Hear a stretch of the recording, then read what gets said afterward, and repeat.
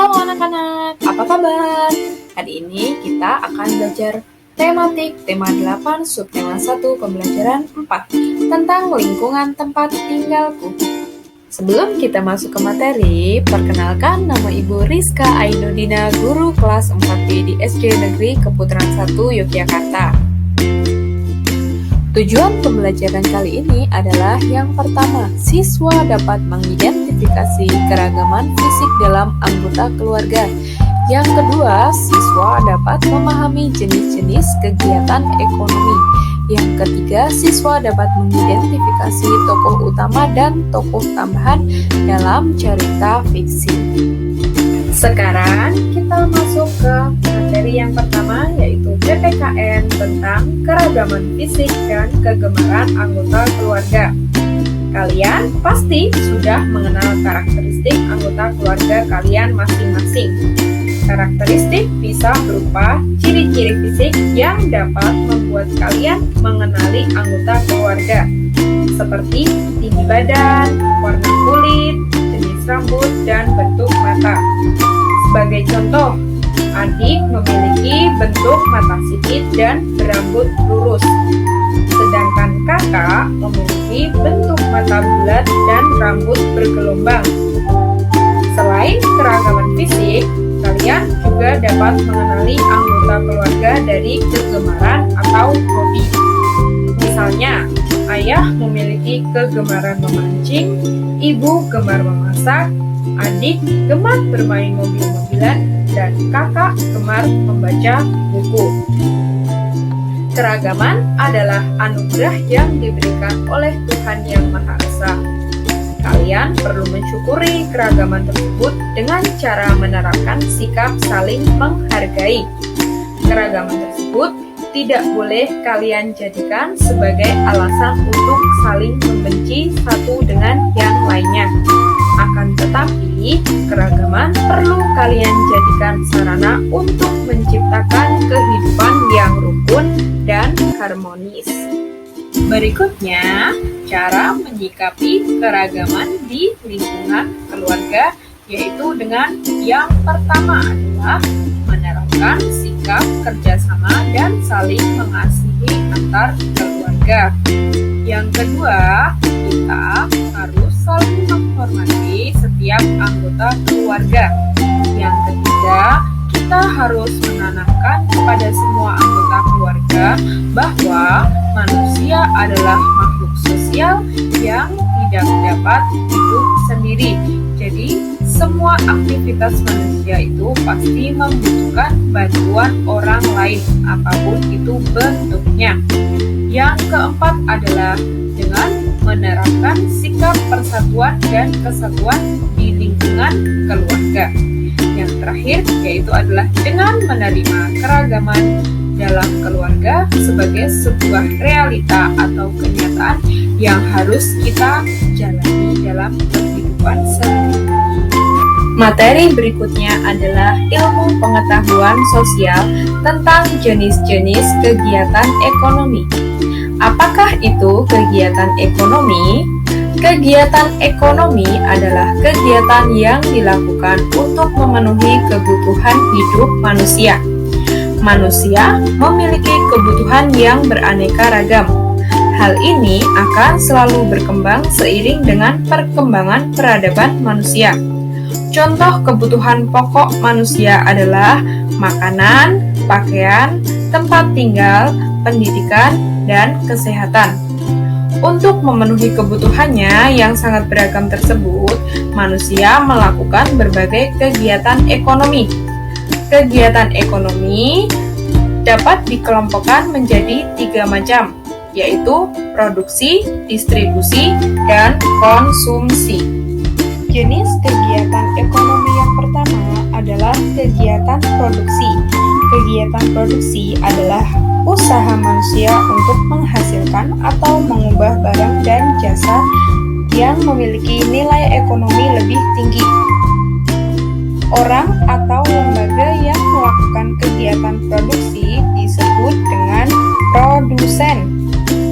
Contoh kegiatan produksi, misal pabrik tekstil mengolah serat kain dari dari bahan mentah menjadi kain. Kemudian petani yang sedang memanen tanaman wortel di kebun. Berikutnya, jenis-jenis kegiatan produksi menurut bidang usaha pengelolaan sumber daya alam. Yang pertama ada bidang usaha ekstraktif, yaitu kegiatan produksi yang bergerak di bidang pengambilan atau pemanfaatan sumber daya alam secara langsung tanpa diolah terlebih dahulu. Misalnya, kegiatan ekonomi ekstraktif adalah penambang yang mengambil hasil tambang atau nelayan yang menangkap ikan di laut.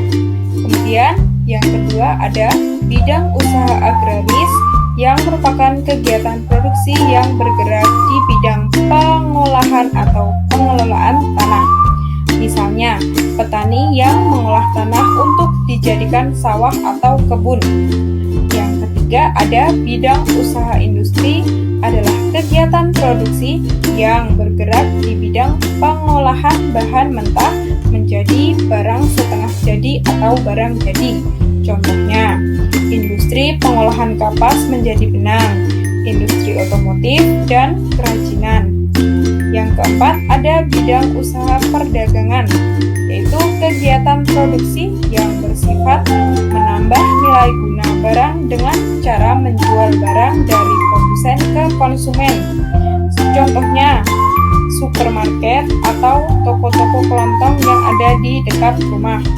Yang terakhir adalah bidang usaha jasa, yaitu kegiatan produksi yang bergerak di bidang jasa dan pelayanan.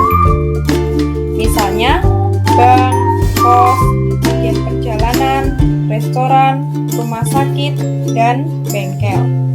Jenis kegiatan ekonomi yang kedua adalah kegiatan distribusi, yaitu kegiatan untuk menyalurkan barang atau jasa dari produsen kepada konsumen. Orang atau lembaga yang melakukan kegiatan distribusi dinamakan dengan distributor. Distributor dapat dikelompokkan menjadi 3 bagian, yaitu pedagang besar, pedagang kecil, dan perantara. Untuk mencapai tujuan distribusi, ada beberapa cara yang dapat dilakukan agar barang sampai kepada konsumen.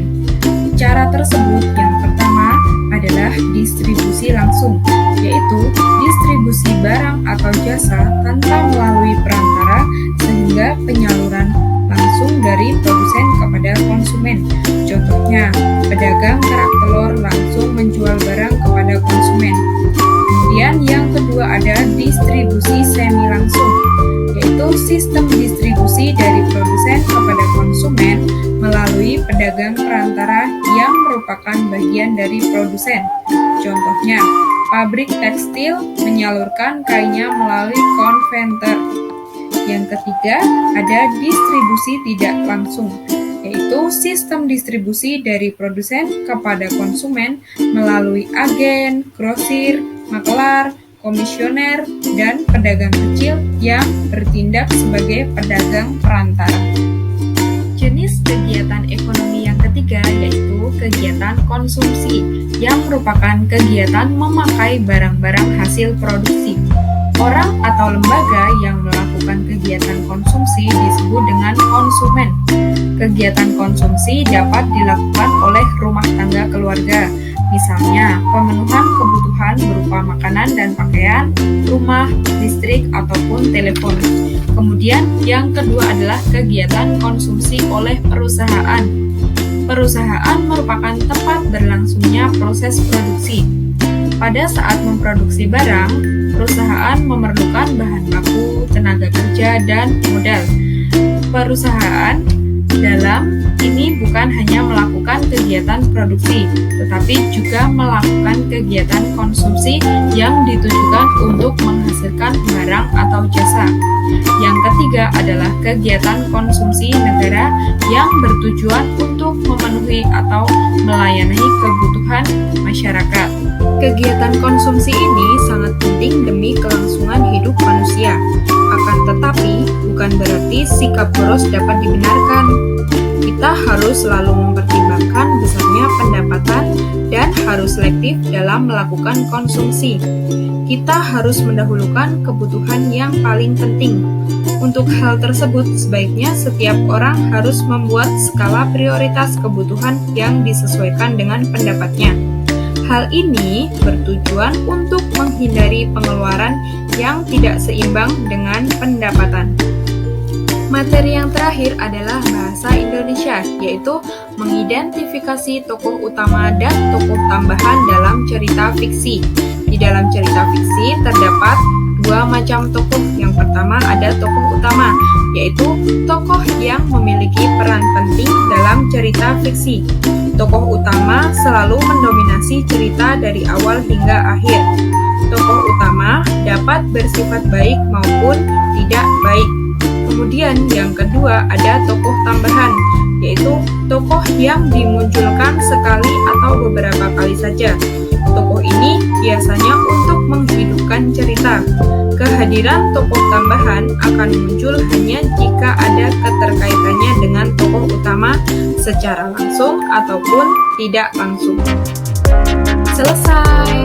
Semoga apa yang sudah Bu Rizka sampaikan kepada anak-anak bisa bermanfaat untuk kalian semua. Terima kasih, sampai jumpa.